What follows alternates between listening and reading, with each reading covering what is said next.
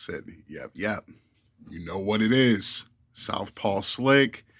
And today we're actually going to do a part two to the gatekeeping and geek culture. Um, the reason I was going to do another part to it was because I didn't say everything. Matter of fact, um, one of my PlayStation buddies saw the video, and one of my other Instagram followers saw the video, and I got really good reception on both of them. Now, both of them are within my age group. My PlayStation buddy being a year older than me, and my one of my Instagram followers, he's 3 years older than me. So older than both of us.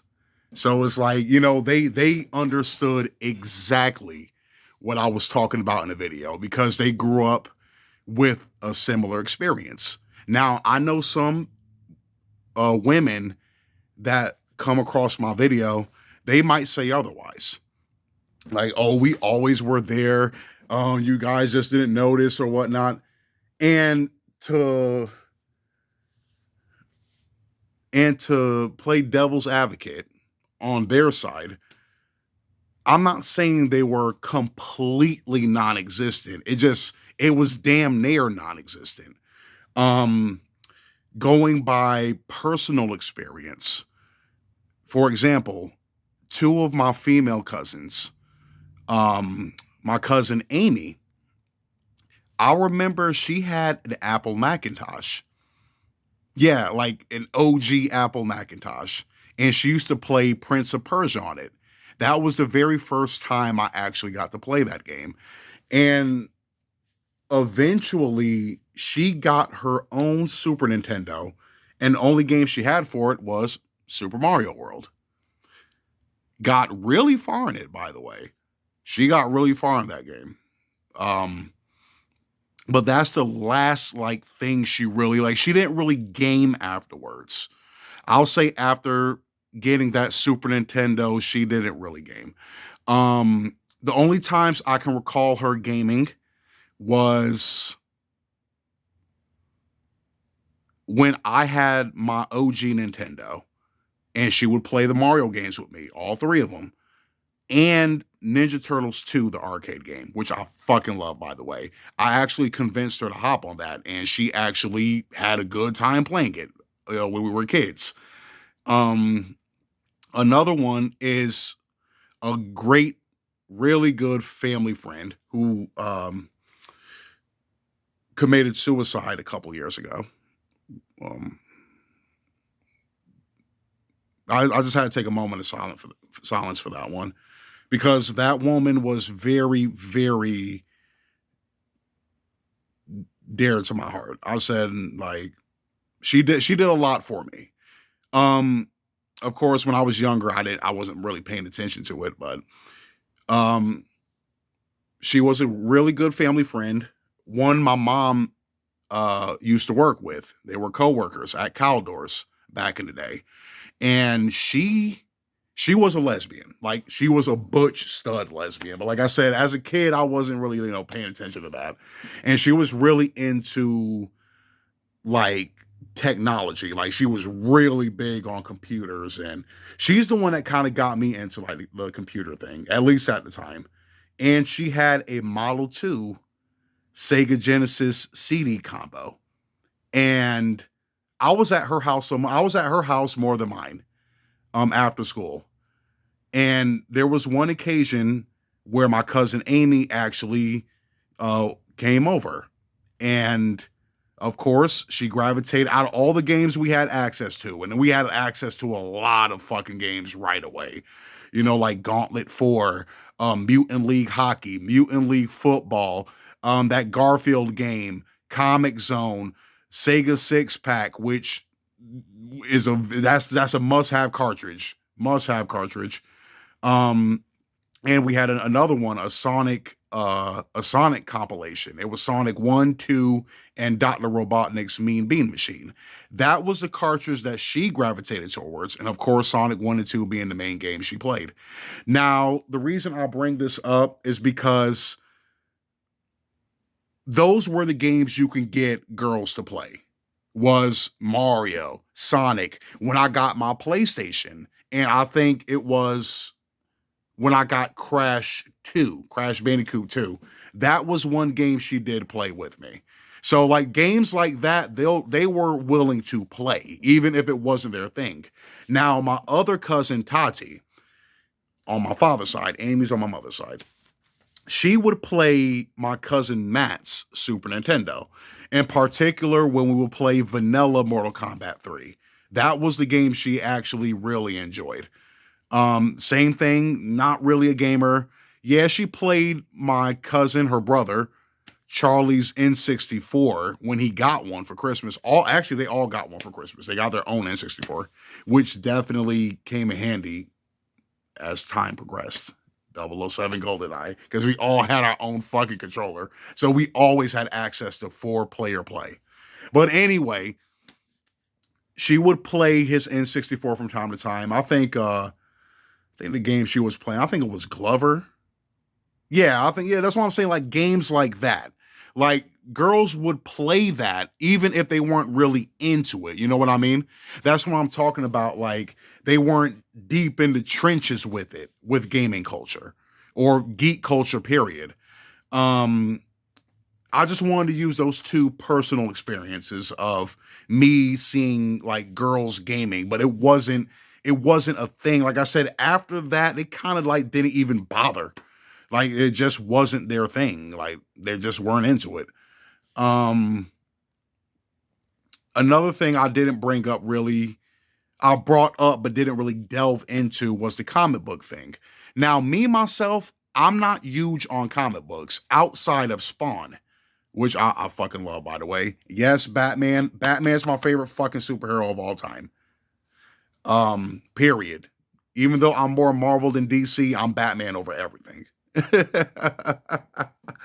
But me, like, it was more so the cartoons, like the Amazing Spider-Man series, the X-Men series, Batman the Animated Series, the direct to VHS cartoons. Like I said, that was like my superhero comic book fix. That's where I would get it from. More so than actually reading comic books. Now, I did have a few Spider-Man comic books, the Todd McFarlane ones, matter of fact. And I had surprisingly, I actually had like 2 of the Ninja Turtle comic books, which was fucking awesome. Looking back in retrospect, I didn't realize what I had as a kid, but I wasn't really big on comic books. But even so, I did have a couple of friends. I'll say more so my like white friends, not really my black ones. They were into comic books heavy. But me, not really. Girls, not into it at all. Another thing that I brought up but didn't really delve into again was toy collecting. Toy collecting, I'll say, is a more recent phenomenon. Everybody was on that 40-year-old virgin shit. Even me myself, I wasn't really into toy collecting. I didn't really get into toy collecting until 2011, and that's when I went to the flea market, and the woman there, she had a lot of Power Ranger figures. She had different like Zords and everything, and she sold me the green, blue, and black Ranger flip heads because they really caught my attention because of nostalgia, since I had them back in the day. I had all of them back in the day, literally all of them, like the original lineup, the second lineup, with Adam, Rocky, and Aisha, the metal version or the shiny version, the regular version. Like I said, I had it all. The fucking, the bow that you would build out of all their weapons. I'm saying I had that shit. I had it all, man, as a kid. But I bought those. She gave me those 3 for $10. And that was the thing that got me back into like toys, you know what I mean? Because I wasn't, like I said, I was like done with toys by like I'll say like 10, 11 years old. I stopped buying toys, period. Wrestlers, Dragon Ball Z figures, all of that. But that's another thing that actually everybody, like I'm saying, most people weren't collecting toys like they do now. Now you see people collecting, in particular, pop figures. And I'm assuming because of accessibility. Pop figures, amiibos, and the more expensive high-end figures, like first four figures, which I see a lot of women and girls in that first four group on Facebook, and they got a nice collection. Like they're deep with it. Um, but yeah, the toy collecting thing, that definitely rose in popularity with all of us. So that's not really a gender thing for me. And going golf on a final note, cosplaying community. The last video I talked about um the Trekkies. They're like the original convention goers. They're like the convention forefathers. You know what I mean? Like cosplaying community or like conventions, you did see girls there. Even though I've never been to one, but I'm saying like looking at different videos and pictures over the years. But same thing, it was few and far between. It wasn't that many. And then as time progressed, you started seeing more and more and more. And then you seen like popular ones like the Jessica Nigris, the Yaya Hans, and infamously the Momo Coons, Nana Sushi Bear. There's a lot of popular female cosplayers, but the gatekeeping thing comes in when you talk about them also being content creators. And you hear a lot of guys talking about how they exploit the male geek community, like the incel type geeks. And me, I'm not knocking the hustle. Like I said, I'm more disappointed in you guys for falling for the okey doke because they can't make money without y'all. So, it is what it is. I mean, it does look kind of, iffy as far as like, are you really cosplaying because you're really into the shit? Or are you cosplaying to exploit desperate guys out of their pocket? You know what I mean? That's where the argument comes in. I think it's a mixture of both. I think some of them are cosplaying because they truly enjoy what they're cosplaying and just the art form in itself, and also to make money on the side if they can. Like, why not? And then there's some I think they're putting on the front, a facade, like using it as a cover up so they can like win over these geeky incel guys. So that has been a debate, for the past few years, if they're genuine or not. But like I said, I think it's a mixture of both. But break's about to be over. I think I covered pretty much what I wanted to. Oh yeah, one more thing. My mother, she herself said she used to play like back in arcade, back in the 80s, with Space Invaders, Centipede, Galaga. Pac-Man was the game she said she didn't like the most because she didn't have the like greatest hand-eye coordination for it. But those were the games like she liked to play the most, like Space Invaders, Dig Dug, like those kind of games. But we did game together, in particular when I had my Super Nintendo. Before first the regular Nintendo, we used to play Mario 1. That's the only one she really liked. She didn't care for 2 or 3. And Duck Hunt. Those were like the 2 games we played the most as a kid on Nintendo. And when I got my Super Nintendo, the game that she played the most with me was Mortal Kombat 1, which was fucking awesome. And I actually remember watching my mom play the arcade mode and get to Shang Tsung and actually beating him. I actually remember that shit. You know what I mean? And then when my Uncle Tommy got a PlayStation and Tekken, my mom was blown away by it.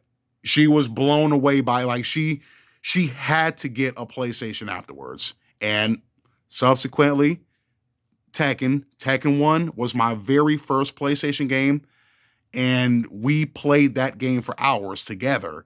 And of course, Tekken 2, her main character being Nina, who I ended up maining later on to pay homage to her.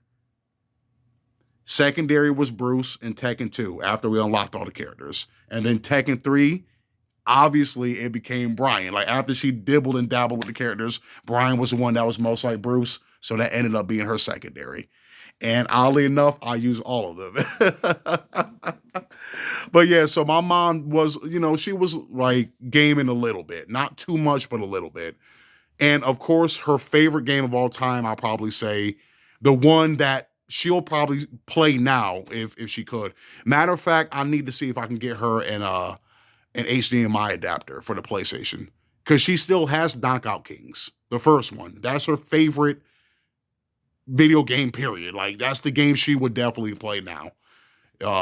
But I'll see if I can hook her up with that. Matter of fact, her birthday's coming up. It'll be Sunday, so I might keep that one in mind. But that's her. Plus, she's a boxing aficionado. You know what I mean? She's heavy in boxing. She knows about boxing like some of these football fans know about football. She's deep in the trenches with boxing. And I'm saying like really deep with it. She knows a lot. But yeah, that's just my little personal experience with having women around, for like geek culture, gaming, and whatnot. But I think I covered what I needed to. Southpaw Slick, I'm out.